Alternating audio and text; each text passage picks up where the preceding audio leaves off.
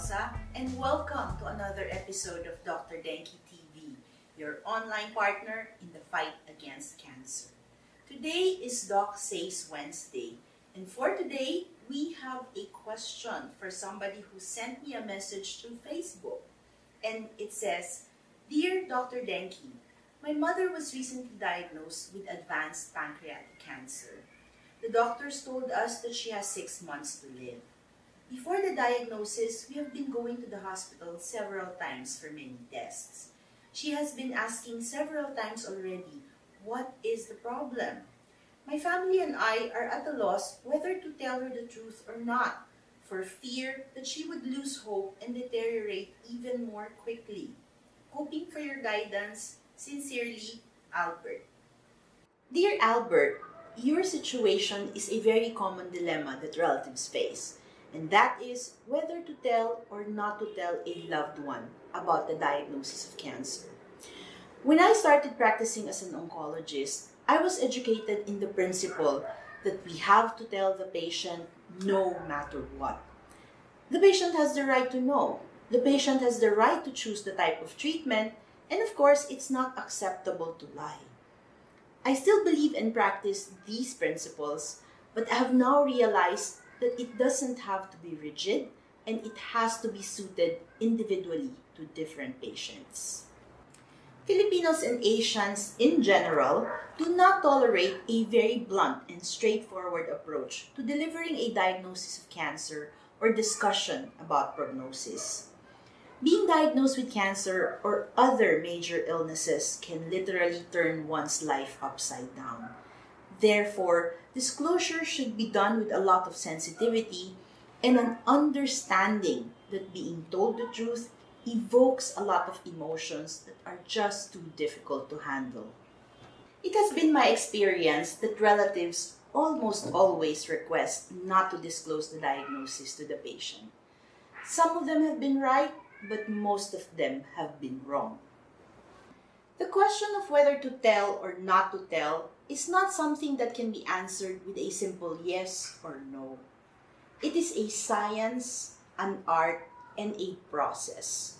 It involves an understanding of the patient's readiness and willingness to know, and the amount and extent of information one is capable of handling at a given moment.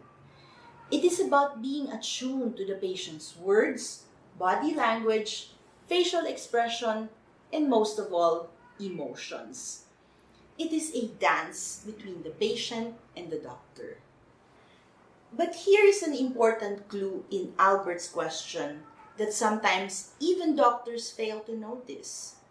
His mother has already been asking what was going on about her.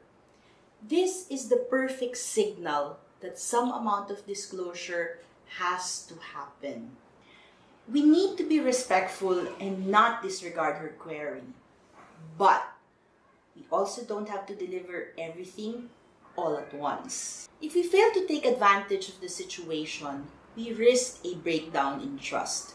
Trust between the patient and the doctor, and trust between the patient and the family. By being truthful and sincere at the moment of questioning, we are giving respect. And that respect will be the foundation of trust and an avenue towards healing. The moment of disclosure can be the best time to show that we will be there no matter what. In the truest sense, there can be healing in the midst of turbulence and chaos in one's life. We often assume that the patient cannot tolerate the news. We must remember this.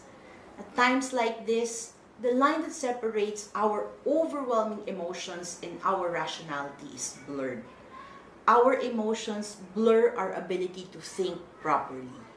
We may not realize it, but we may be making assumptions about the patient on the basis of our own fears and inability to cope, rather than from how the patient thinks and feels and how the patient will actually react. We need to stop and reflect whether non-disclosure is truly for the patient or for ourselves.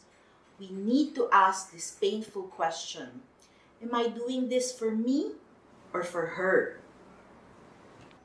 We think that the patient cannot tolerate the news, but the truth is, It is the pain of seeing our loved ones hurt that make us not want them to know.